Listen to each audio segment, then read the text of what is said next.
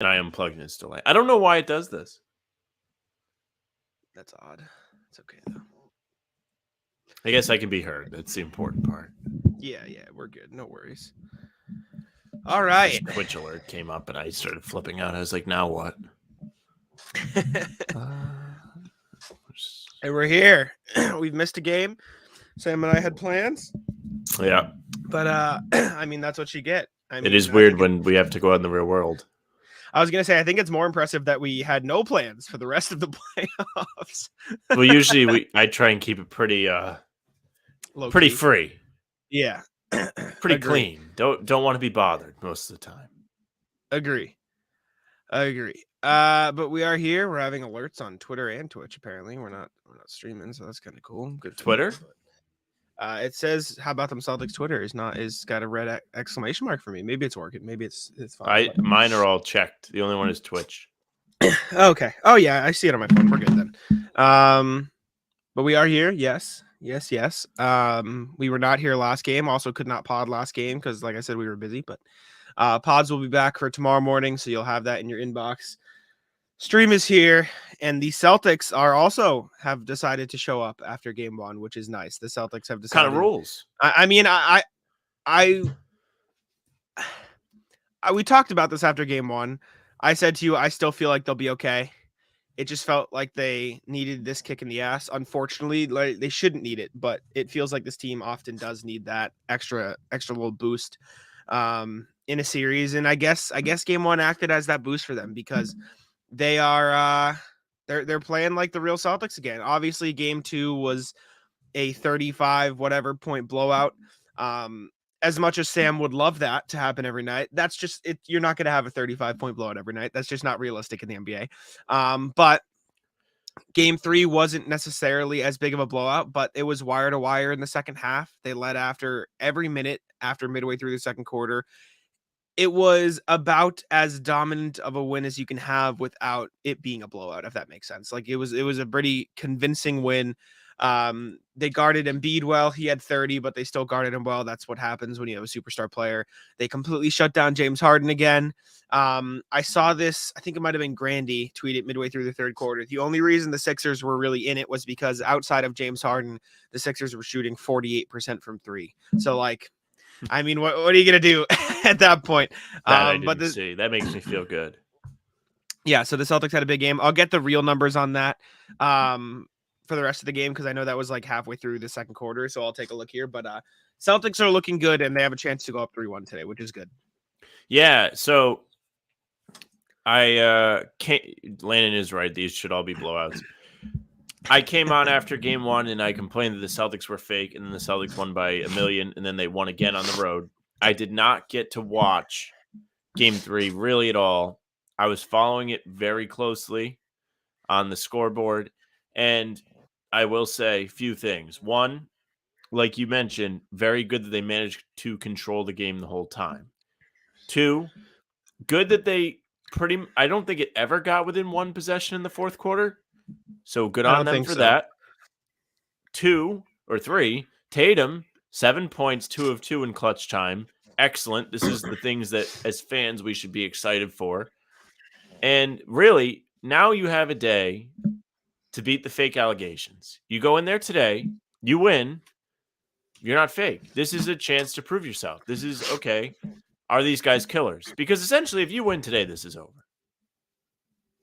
And I know that it's not guaranteed. It's not, but don't blow a 3-1 lead because we all saw the Bruins do it. Sorry. And, teams throughout history have done it. You go in, you win game 4. You've taken both games from them on the road at that point, and then you're going home. This team, Embiid was calling out his teammates after game 3. Well, maybe they shouldn't want to go home. Maybe they shouldn't. They're not very good at home. They hate the fans. Mm-hmm. But after game 3, Embiid was already kind of blaming his teammates. Yeah. If you win today, these guys are probably going to roll over. Cooked. There is no team that screams, we're going to roll over like the Sixers. I was going to say, it feels like the Hawks have a bit more willpower than the Sixers do, honestly. Yeah. I mean, Embiid's like half hurt. Harden's fat, wants to go back to the strip clubs. The rest of these guys are just hanging out. Doc is probably going to be fired if they don't win. there's so much going into this for Philly that it's just like these guys are probably exhausted. Go out there today, impress all of us. John is right too. Tatum looked really, really good. I know you didn't get a chance to watch. Tatum had a good first quarter, was relatively quiet, and then in crunch time, he outscored the 76ers. He was amazing. And you need that from Tatum. I did see his step back 3 live. Mm-hmm. That I saw live, and I was very excited when it went in. Yeah. Not when he shot it. That's what I was going to say. Yeah. But also, 76ers outside of James Harden shot 14 of 30 from 3. 46.6% from 3. Harden, not very good. Not very good. Tucker, 3 of 4 from 3. D'Anthony Melton, 4 of 7. Jalen McDaniels, 1 of 2. George Niang, 2 of 5. Tyrese Maxey, 3 of 9. Like, everyone was hitting their threes, except for James Harden, who was 2 of 7. And Tobias Harris was 0 of 1, but we lumped that in there too. But it was a good night for the non-Harden Sixers. Can you depend on them to shoot that well for the whole series? No. Can you depend on Harden to play this bad for the whole series? Probably maybe. Not either. The latter is more likely than the former. Yeah. Yeah. But yeah. I saw Jonathan's tweet. I couldn't give you anything because I wasn't watching Jonathan, but I did. A lot of people complaining about the refs. I'm not one to complain about the refs. There were definitely some questionable calls in the game. I will say another group complaining about the refs. Warriors fans not happy. Yeah, I will say, Warriors and Celtics fans. I agree. I'll put it this way. I have to be careful. Yeah. I thought that when I finished doing it. It looks Thank good. You. I don't think it's fair to complain about the free throw differential in a case like Sixers, Celtics, or Lakers, Warriors, because it's the same difference as in the Sixers just get to the cup more than the Celtics, and the Lakers just get to the basket more than the Warriors, because the Celtics and Warriors take a shit ton of threes. They're the two top most three-point shooting teams in the league. However, in a game like, I didn't watch Warriors Lakers as closely. I did watch, but not as closely. In a game like Game 3 for Celtics 76ers,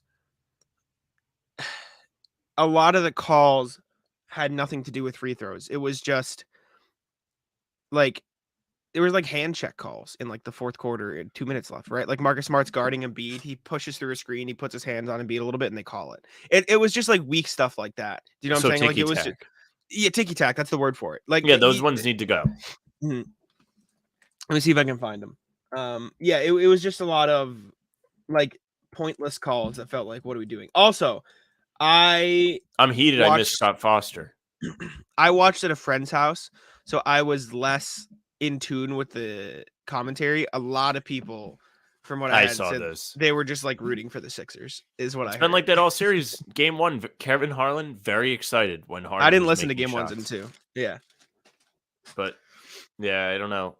These national games are kind of a travesty. If you're not getting Breen, I like Harlan too, but if he's homer for the other team, it's kind of annoying. If you're not getting Breen, it's really not worth having ESPN do the games. It's not. Big day today, though. Yeah, Grant did get curb stomped. That was crazy. that was kind of insane. No, I didn't see that till the next day, and I was like, "Oh my god, this is kind of funny." It was nuts. I'm mad. I guess he's not going to wear a helmet. I tweeted asking that he wear a helmet, and he's not gonna. Sorry, I was looking for this call because this is the one that I remember as being the worst, and I think this summarizes some of the calls you had in Sixers Celtics Game 3. If it plays, they called this a foul. Yeah, that's really ticky tack. You know what I'm saying? Like Marcus Smart, he does put the hands on, so I understand why they called it. But like 4 minutes left in a close game, as soon as Marcus Smart went like this, it was a foul. It's just like, what are we doing, right? Like that's the one that I was like, yeah, okay. But I'm personally glad I didn't get to watch this game. Yeah, some of it was because but it was a good game. I went back and I did watch the full game highlights done by the NBA. Yep. So Embiid has his trophy thing, which was a nice ceremony, by the way. We don't have to like the Sixers. I like Embiid. I'm not gonna crap on it. I wasn't sure where it was going, man. You crap on a lot of stuff. He has his ceremony. Yeah, and then they run a play for him and he makes his first shot.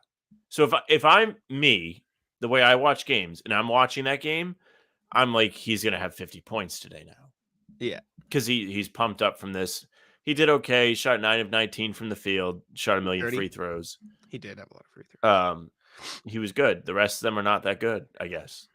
Is that our takeaway? I don't know. It's really tough to do this without watching the game. I'm sorry. I wish I watched it. I think everybody but Harden played well. And That's even pretty good, Embiid, then. like I think the Celtics really focused in on Embiid and Harden. Like they would leave PJ Tucker in the corner. They'd give a lot of like shooters a lot of space. And Embiid obviously had 30 points, but like 9 of 19 is just not that good of a night for Embiid. As crazy as that sounds, like Grant guarded him really well. Horford guarded him really well. Smart guarded him well. They sent a lot of pressure. James Harden wasn't taking layups. The Celtics effectively broke. I saw this. For the first half of the game, Jaylen Brown was on him. Couldn't get any space. Marcus Smart picking him up full court. Couldn't get any space. By the second half of the game, he would get in the lane and just pass up a layup. Like he just passed the ball to court. Like he wasn't taking shots. One play in particular where he drove the lane, had nobody between him and the basket, and did a Ben Simmons, but he turned the ball over instead of actually hitting the guy.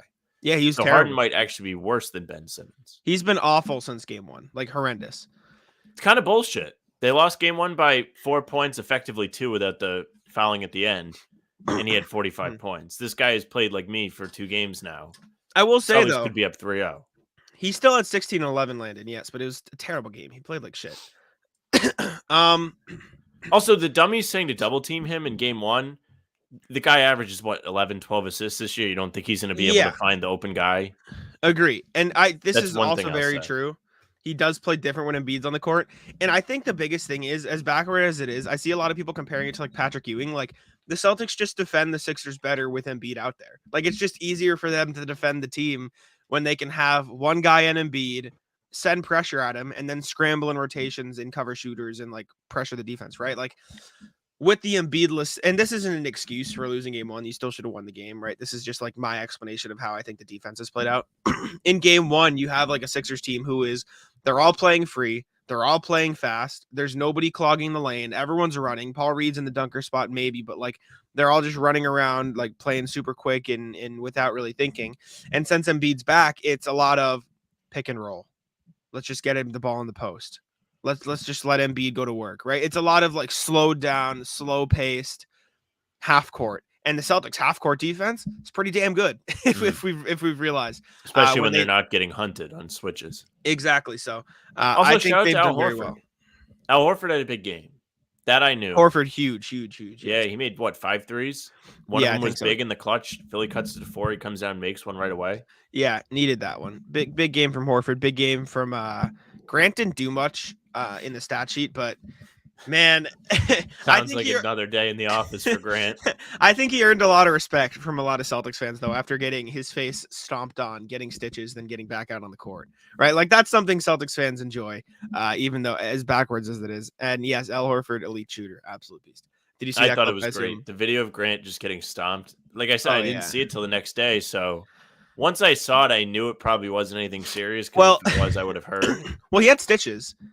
He got stitches in his face, and he was. Did you see the video of him bleeding down his face afterwards? No. He went to the bench. Well, at first I saw it, and it's fucked up. My first thought was Grant's just fucking selling it now because I didn't realize what happened. Like in live time, I didn't know, so I'm like Grant's selling it. And they show the replay, and it's just him getting his whole face stomped on by Joel Embiid, and then you're like, oh. He got stomped. I'm surprised Draymond didn't try and kill somebody yesterday because he was the first to do the stomp. And then Embiid kind of one-upped him. I'm surprised he just allowed himself to be outdone like that. And there's no like Embiid apologized right after. Embiid didn't mean to. It was very clear it was like an incidental thing. Like there's no chance. Soft by Embiid. Face. You saying you should have done it on purpose? Draymond would have been like, "That's right, I'll do it again." Yeah, but Embiid apologized after whatever, but they pan over to the bench and you see Grant Williams like bleeding from his face. And you're like, oh shit, this guy's done. And then he got right back out there, and shout out to him with a busted ass nose. And credit to Grant. He played really good defense on Embiid. He didn't hit his shots, but it was a big game for him. He gave them big minutes, and that's kind of why you need him out there. And we said it when they were heading into the playoffs, and it looked like you were going to get an Embiid then Giannis matchup back to back. Like you need Grant for those games, and game 3 was a perfect example. Was that? And yeah, honestly, maybe Draymond soft. Draymond didn't stomp on Sabonis's face. A kind of soft move by choosing the body instead.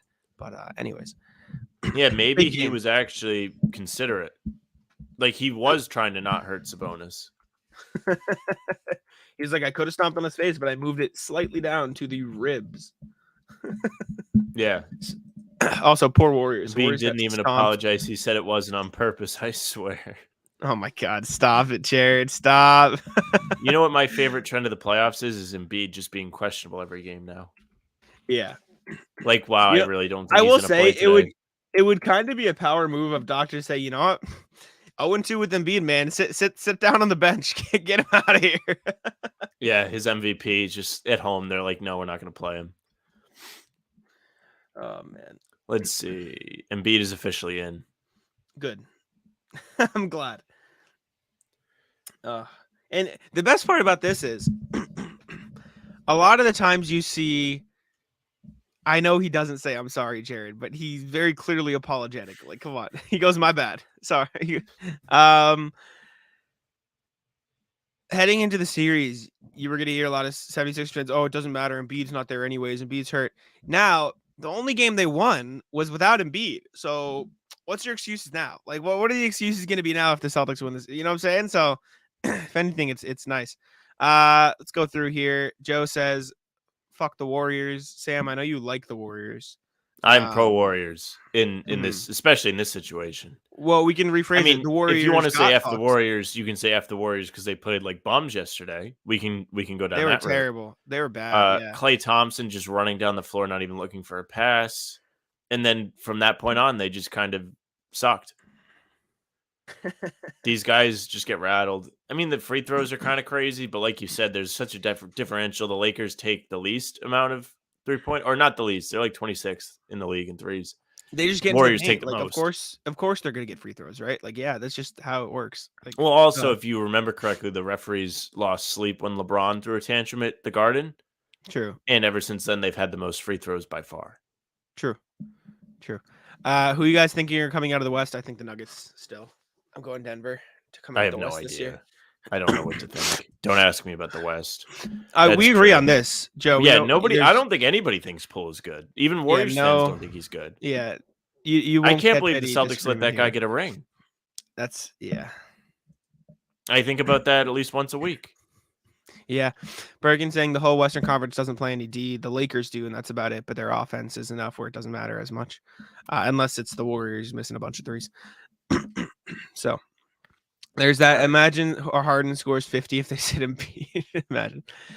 When I'm commissioner, MVPs are allotted 1 curb stomp per season. What's the point of winning otherwise? It's true. I agree. I can get behind that. Another thing you can get behind, the playoff pregame pick presented by Smash the Odds, at Smash Odds on Twitter. Daily free picks there. You've got MLB. You've got the playoffs underway. It's a lot of fun right now to watch these games. Celtics money line is the pick. Smash the Odds thinks it goes 3-1 today. I sure hope he's right, because then I can do my pick and just bet the Sixers to win the series and protect myself. On DraftKings, the game is a pick'em. No one's favored on the spread. Really? That's kind of nuts. What do they know that we don't? That's my thing. I don't know about that one, Chief. It seems. I don't know. It half feels like the Celtics can come out today and be like, we already got the one win we wanted. Because you don't know. You don't know what Celtics you're going to get. Maybe. You don't know. Are they going to try today? It's that simple. True. We've seen it in 2 straight games. They tried. Jaylen Brown tried on defense after you trashed him all year, rightfully so, for not playing any defense. All of a sudden, he decides he wants to try, and James Harden's in prison. Yep. My over, Jaylen Brown, 23.5 points. I like that. Seems pretty good to me. Rebounding here, Tatum is at 9.5. I like him to get a double-double. Assists, Marcus Smart's at 4.5. I don't hate that. I think that's solid. Malcolm Brogdon's plus money for 3.5. It's risky, but I don't hate that either. And then threes, Al Horford at 1.5. I think that's money. I think Grant Williams hits a 3 today too, and he only needs to hit 1 for it to count, so that's cool. And honestly, both on the fun. Tatum and Brown are both at 2.5. I don't know if they'll both do it, but I think one of them will. So pick one of those guys. I think one of them will hit 3 threes. I don't think that's that crazy. Landon saying, okay, Jack, how do you feel about a Celtics Nuggets finals? pretty good. Pretty good. I'd feel pretty good about a Celtics Nuggets finals. The Nuggets, Like confident the Celtics would win. I think that's what he's asking. I think the Celtics play the Nuggets really well. I It's think true. I think the only teams I wouldn't feel great about are the Warriors and or maybe the Lakers. And not that I don't think they should beat the Lakers. They absolutely should. But it's just their style of play. Like they're good on defense. They feel like they feel the most trap game of any of the teams, if that makes sense. You know what I'm saying? Here's what I'll say about teams threatening the Celtics. And I said this before. I personally feel like the Celtics are least equipped to defend a team with a dominant ball handler. So if you play against the Warriors, you have Steph Curry, who's going to create a lot of their offense off the dribble, shoot threes, play out of switches and pick and roll. You saw them get killed by Trae Young when they started playing poorly against the Hawks. It was because they couldn't defend the pick and roll. In game 1 against Philly, they get killed by Harden, hunting switches, cooking Horford.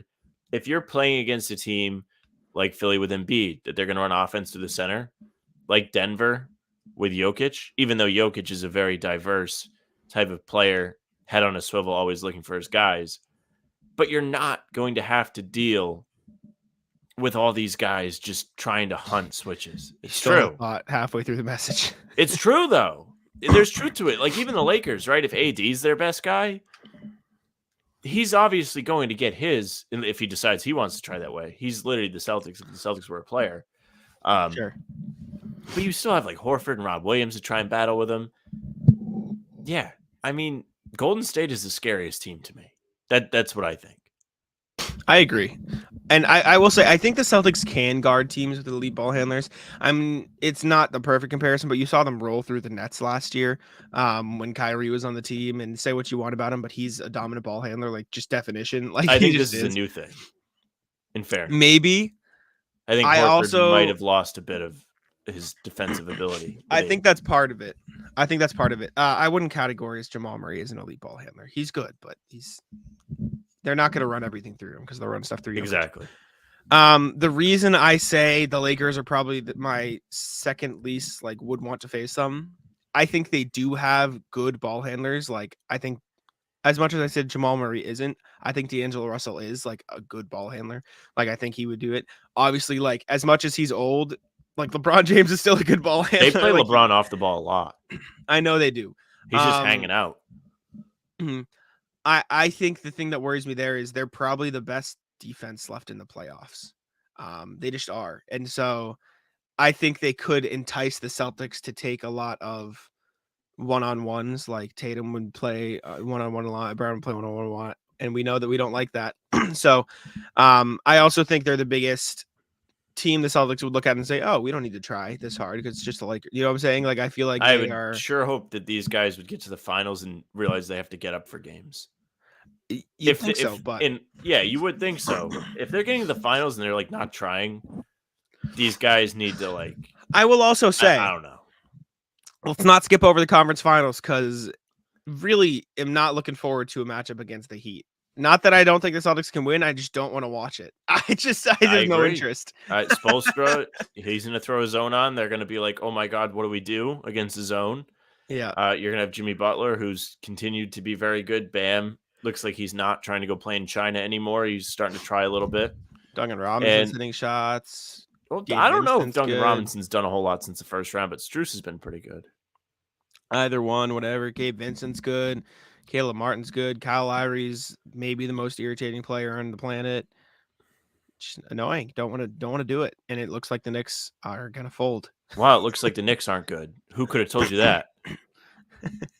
It looks like the guys that aren't named Jalen Brunson kind of on fraud watch, but the guys that aren't Jalen Brunson, very much bad. Randall, bad. Who could have told you that? RJ Barrett goes away from Madison Square Garden, and he can't play anymore. Is Hero? I still think that he broke his hand, unless they go to the finals. And they say the finals is the return timetable for him to play again. If I'm guessing, well, he just got his cast off. He doesn't have the hot pink cast anymore that Duncan Robinson had signed. He's got like a little you go buy it at CVS thing on his hand now. Okay. Yeah, so he might be back for the conference finals. Eyeball emojis for Tyler Hero. But Tyler Hero, alongside Jordan Poole atop the needs to be punched in the face power rankings. His face. Just everything about him. Fair. Wearing a Also, headband to that stupid gala or whatever the hell he was at. Not the Met Gala. He went to some other event. John, I don't think Duncan Robinson's the poor one. I'm pretty sure the guy's pretty rich. I think he's doing okay. Duncan Robinson I'm walked so Sam Hauser could run. And I still think I still think Duncan Robinson can be like an everyday player. I just think I think they had Max Strus, and so they weren't willing to give Robinson opportunities. And so, of course, he's not going to be at a rhythm if he's not going to play, right? And I think once you get him some opportunities, once you give him that consistent playing time, you see what he can do. So even if it's not with the Heat, and I will say, if Duncan Robinson plays like this, I think the Heat could just let Max Strus walk this summer, not because Max Strus isn't good, but because they have some tough contract decisions to make. Gabe Vincent and Max Strus, both free agents this summer, probably can't afford to sign both without going into the super tax. And so if I were them, I'd probably sign Gabe Vincent and then bank on Duncan Robinson being a little bit better next season, and then let Max Strus walk for however much money a team wants to pay him. So we'll see about that, though. Speaking of Gala, I still expect Gallo sighting. No, I don't think we're gonna get Gallo this season. I'm sorry. I just don't think it's gonna happen. And Landon is right. We need to relax and get this blowout out of the way so Joe can dominate Miami. It's true. I sure would like if the Celtics won get today. This out of the way. Yeah. I think they kind of understand what's at stake. That's what I'm thinking. Yes. I thought if they were going to lose a game in Philly, it was going to be Game Friday. 3 MVP. But going into game 3, I felt good. Early in the day, I told my dad I thought they'd win. That was right. Yeah. And it wasn't necessarily a blowout. It was still a close game, but you could tell the Celtics had control. They didn't melt. Good for them. This is progress. They didn't melt. They fooled us in game 6. I'm not believing it just yet. Do it again. I'm Kurt Russell, a miracle. These guys win a game. I literally just want them again. It's a scene when he's making them do suicides on the ice. That's what it is. Mm-hmm. Win again. Blow them out again. I'm not going to be happy with a win until it's the 4th win of the finals. That's just kind of how it is. Yeah. The jury's still out. We don't know if they're frauds yet. Mm-hmm. Now, let me ask you this. Still there. If they get to the finals and lose in the finals, are they still frauds? Probably yes. Okay. Barring catastrophe. I don't know. Depends on how they lose. I think they're the best team left by far. So I agree. By far. I do think it's sure. Okay. Henry saying crazy how Spoelstra helps undrafted free agent gets paid. Yeah. I mean, that's just kind of what they do in Miami. Good for them. Yeah. Did you guys miss the other day? Yeah. Chat's popping today. But sorry we were gone. We're back though. We're here. We'll be back tomorrow. Like Jack said. We'll have a pod tomorrow in the inbox, 5 a.m. Don't worry. That's really all I got, though. I don't have anything else. Do we want to wrap up now? Anything else you have to say? Yeah, Nike needs to be investigated. Home whites today in Philly. I think that's partly... No, it's not. I looked it up. It's not. What do you mean? It's not. The home team doesn't decide. Oh, really? Nope. Okay. Nike sends them a schedule, and they go by it. Oh, Nike chooses what jerseys they wear? Yes. Yeah, I looked it up. In that case, then I'm on board with you. Our boy Big Cat was on to it last week. He was talking about he's sick of them not wearing the right jerseys. I agree. And I didn't know it was like that. In that case, though, I'll back you there. I think it used to be like that, but now it's truly Nike's just dictatorship. You do what we say. Yeah, fuck that. Let me look it up. Let's look up. Let's see, when does Nike's deal with the NBA run out? Can't be soon enough. I have a bad feeling it's a very long-term deal. It was. Wait a second. What? It was 8-year deal, and that's 2015. But it begins in the 18 season, so it might be 25. It ends in 25. Okay, that's close. Bring Adidas back. Soon. Adidas new ball. Nike is just money mongers. I don't think it gets talked enough about how they sweatshops. You're just saying that because they're not wearing home white. Shut the fuck up. Yeah. But yeah, thank you guys for tuning in. We appreciate it. The war on Nike is real. That's anything else you want to say? Are we good to go? As Doc said, don't play with your meat. Yes.